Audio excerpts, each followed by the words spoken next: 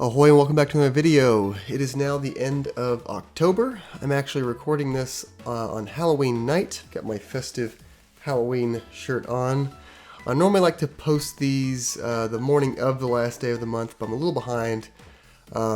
This is going to be my favorite games of October. I've been doing this every month, going through all the new games that came out each month and talking about which ones are my favorites, what I was playing, what I wanted to play. October was an interesting month for me because I was really busy. I'm in the middle of a move. If you can't tell by my background, it is a new background. I'm in a new place. I didn't get a whole lot of time to play video games this month, so a lot of games in October that I'm really looking forward to, I didn't really get to put a whole lot of time into. So I'll just start off with a couple games from October that I really want to play that I haven't got around to. The biggest one being Metaphor Refantasio. This is like the game of the month for me, October. But as you can tell, it's still in the plastic. I haven't opened it yet. I really want to sit down and start digging into this game, but before I play it, I want to finish Persona 3 Reload, which came out earlier this year that I'm still working through. Haven't got a chance to play that this month, so Metaphor's just been sitting there on the shelf, waiting to get opened and played. I've heard great things from friends. I have multiple friends that love the game. I know I'm going to love it. It probably will end up being my October game of the month, but for now I haven't played it, so I can't quite give it that. Another game I'm really looking forward to playing this month that I haven't played yet is Call of Duty Black Ops 6. I used to play a lot of Call of Duty. It was like my game for a while. I grew up playing Nintendo games, and then some friends and I got Xbox 360s in middle and high school. We played so much Call of Duty, mainly Modern Warfare 2 and Black Ops 1. I got really into it, and then I kind of fell out of Call of Duty. I haven't really gotten super back into Call of Duty since high school. Like I've played Call of Duty here and there, but I haven't really gotten into it. But looks like Black Ops 6 is doing really well. Looks like it's a good game. I've always enjoyed Call of Duty. And I just bought my brand new first Xbox Series X. So I'm looking forward to plugging that in, and I'm going to get Game Pass. I'm going to try to get into the new Call of Duty. So I'm sure I'm going to have fun with that. I have a few friends already playing it. So I'm looking forward to that as well. So probably the two biggest games of the month, Call of Duty and Metaphor, I haven't actually got around to playing yet. So my October game of the month is a little game called Europa. Europa is an indie game from Nova Dust Entertainment, published by Future Friends Games, directed by Helder Pinto. This is a game that got a demo a few months ago during a Nintendo Indie World Direct. I did a video on the channel playing through the first 30, I think it's like 30 minutes or hour, whatever the game. This is a platformer. It's got kind of like a Studio Ghibli vibe, some really just like painting, bright, happy art style. Basically, you're a little boy, robot, android thing. I'm not really too sure what you are yet. I've only played for about an hour and a half of the full game. And basically, you're just kind of going through this area. You're on the planet Europa, or maybe a moon, I'm not sure yet. You're following this path that was left in front of you by your dad, or someone who's claiming to be your dad, through these little these notes you're getting. And basically, you're just going through some very light puzzles, very light platforming, but a really pleasant vibe, really gentle tone, nice relaxing music. It's a very calming game. And you're basically just kind of moving in one direction and occasionally grabbing collectibles and slight upgrades as you go. It doesn't really seem like you need to grab any of those. I don't really know what the benefit of not grabbing them is. But I'm grabbing things as I go, going to little landmarks as I see them. What basically works, you're a little human-shaped thing, whether you're a robot, I'm not sure, but you've got a little like jetpack on your back, and when you press the jump button, what happens is when you press the jump button down, nothing happens. It's when you let go, the little jetpack boost. So basically, pressing the jump button is almost more of a charging the jetpack rather than a jump itself. So press to charge jetpack and let go, and you'll launch into the air. A pretty good jump, nice floaty jump that you feels a little awkward at first, a little too floaty and uncontrollable. But as you kind of get a sense for the way to move around and just it's not too demanding on the platforming anyway, so I started to just get more comfortable with it. Also with the right trigger, you get like you can basically fly. So you can charge up a jump and then you can fly. And the fly has like a meter that you have to recharge by getting these other like orbs of light to recharge your jetpack. And basically you're just stringing together jumps and glides by holding the B button in air. You fly like Tears of the Kingdom or Breath of the Wild in the paraglider. And then you press the trigger button to give yourself a boost of air to go in the air. And you're just gliding and jumping and soaring through the air through this level. Really pleasant music, just soaring through the environment, chaining together, getting the other orbs that are giving you more height to where you can get back in the air. It's a lot of fun. It's almost more of an experience than a game. Like it's still a game, but there's really not any pushback. It's more just you're just gently flowing through the levels, seeing nice scenery, listening to the relaxing music, and then picking up the story along as you go. I'm having a good time with it. I'm playing on the Switch. I think it's $15. I checked. It's a pretty short game, so I think I'm close to the end. Like I said, I'm like an hour and a half, maybe almost 2 hours in, and I think it's only gonna be like 3 or 4 hour long game. Well, it's a neat little game. I've been playing a lot of indie games this year. I've been enjoying playing a lot of indie games this year, trying to get some different experiences. And this is a good one. I play a lot of like Souls games, really a lot of intensive, demanding games.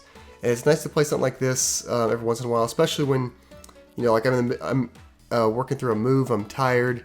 I can't develop or put all my brain towards like a really intense game. So it's nice to just put something on that's easy and relaxing and get a nice little story out of it. So Europa, I played the demo. Demo's fun. Download the demo on the eShop if you want to try it out. Worst case, you play like an hour and it's not for you.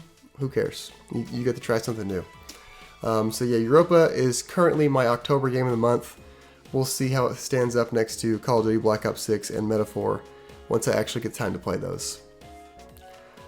Alright, as far as other games that didn't come out in October, 2 games in particular that I've been playing. One that I played the most of, just because most of this month I was only able to get like 15-minute, 20-minute increments to play games just when I could. I'd sit on the couch or sit on the ground, chair, whatever I had next to me and pull out my analog pocket. Been playing a lot of Pokemon Red. Real fun. You know, I haven't gone back to Gen 1 in a while.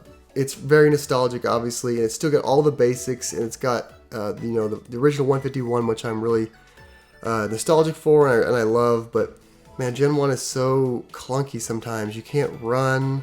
Your bag can only hold like 10 items, so I'm constantly having to go back to the PC and like deposit all the TMs I'm not using and put them in the PC so I have room in my bag. Same thing with the boxes that hold the Pokemon. When you run out, so you have the boxes, how do you have 16 boxes? When a box gets full, you have to go to the box and then manually switch to the next box, save the game, and then the Pokemon will start going to the next box. So what happens is, if a box is full, and you find a Pokemon and you go throw a Pokeball at it, it will just say, no, your box is full. So then you gotta kill it or run away. And then you gotta go back to the Pokemon Center, go to the PC, change to the next box, and go back out there. So it's pretty tedious. The first time that really got me and really frustrated me was when I was in the Safari Zone, trying to clean up the Safari Zone, which on the Analog Pocket is much less frustrating because I can do save states. So every time I find a Scyther or a Chansey or a Tauros, I would just do a save state. Didn't have to worry about it running away. I would just reload the save. A lot more fun that way. But what happened was I found a Tauros. I was trying to find one for a long time. Kept walking, grinding, going again. Couldn't find one. I had to walk through again, try again. Finally found a Tauros. And I get ready to throw a Pokeball at it, and it says, your PC's full. You can't catch this Tauros. So I had to run away from the Tauros, go back to the Pokemon Center, switch to the next box, go back, find another Tauros, and then I could catch it. So stuff like that, just a little frustrating, but it's still got all the basics and all the things, the foundation that built up to be, what we know today for Pokemon. So I still love the game. I'm excited. I'm trying to finish the Pokedex. Had some friends over for Retropalooza last weekend. Tyler, friend Tyler from the podcast, he came and stayed, and he had Pokemon Blue, and we did some trades. So now I've got all the Pokemon Blue exclusives and all the trade Pokemon. So I'm going to try and finish the Pokedex in this thing for the first time ever. I've never finished a Gen 1 Pokedex. So that'll be a fun thing to finally accomplish for the first time. So yeah, Pokemon Red, great time. The other non-October game that I've been playing is one that actually just came out in September of this year. One I've been looking forward to getting some time with on the Switch, The Legend of Zelda Echoes of Wisdom. I've only got a couple hours in this game as well, because like I said, I was really strapped for time this month, so Portal games is all I had. I had the Pocket and I had the Switch. I was kind of leaning on the Pocket most of the time. I did get some time with the Switch. I've gotten through one dungeon in this game, so I'm just starting to get my feet wet, just starting to get the ball rolling. I'm starting to understand it now. Starting to get comfortable with the whole using the echoes, summoning echoes to solve puzzles or to attack enemies. But I'm also starting to see some of the complaints I read during the review phase of this game. I remember reading a bunch of reviews that said like the echoes are cool and there's a lot of options, but I just ended up like defaulting to the same echoes over and over and over again to solve my puzzles. And I've only played for like an hour, 2 hours, and I'm already doing that. I've already got the spider that can crawl up walls. I've already used that several times to solve many different puzzles.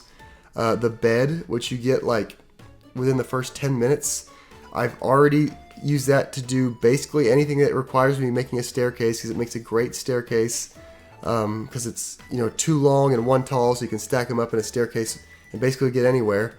So I'm hoping the game as it goes, it'll give me a little bit more complex puzzles that I have to try to use different echoes to solve. But so far, I'm really just leaning on like a couple things, and even when I have enemies, I'm just using the Dark Nut. I believe it's like the knight with an axe. I just summon him in, he kills the enemies for me. So like, I basically got 3 echoes on loop, solving all the puzzles for me for that first dungeon. Which it is the first dungeon, I get it, it's supposed to be more simple. You're still learning the game. But I'm looking forward to maybe opening up a little bit more, getting more of the quests, getting some of the some more different environments and seeing how the game can change from there. But it's fun. I'm finding heart pieces left and right. I'm always finding new echoes. It's constantly giving me more things to make me feel like I'm making progress, even in the short time I've played it. So I'm looking forward to getting to sit down with that, get a full weekend with that, and really put some time into it. Echoes of Wisdom's great.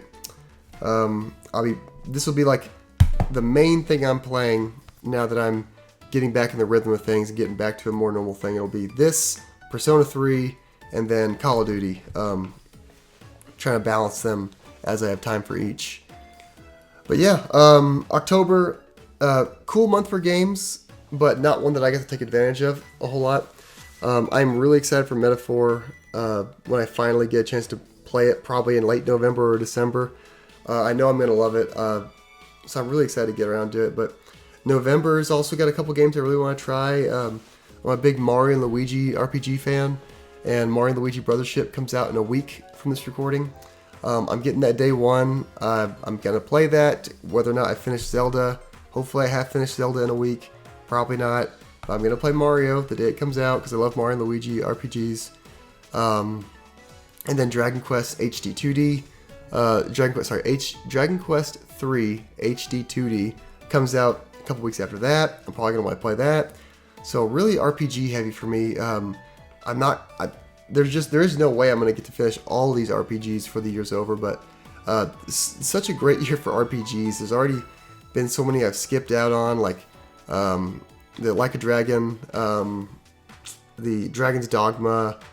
I feel like there's another one I'm skipping over. Freaking Dragon Age just came out. It's a great year for RPGs, and I'm only playing like half of them, and they've all been so good. Great month for games. even though I haven't got to take advantage of it as much. I'm looking forward to November. Gonna try to get some real time in the game, try to catch up a little bit where I can, and try to finish up as many games as I can for December time to start doing some Game of the Year talk. I always like doing Game of the Year talk. We're getting to that point of the year. I'm going to have to really be busy in November trying to get some games done so I can talk confidently to a good portion of those games when that time comes. But yep, that's all I got for today. A little bit of a shorter one for these monthly recap videos, but it is what it is. We'll pick up next month with hopefully a lot of talk about a lot more games. But thanks for watching. I always appreciate it. If you made it to the end of this video, let me know what games you're playing, what games you've been enjoying, and what games you're looking forward to for the rest of the year. But thanks again for watching, and we'll see you next time.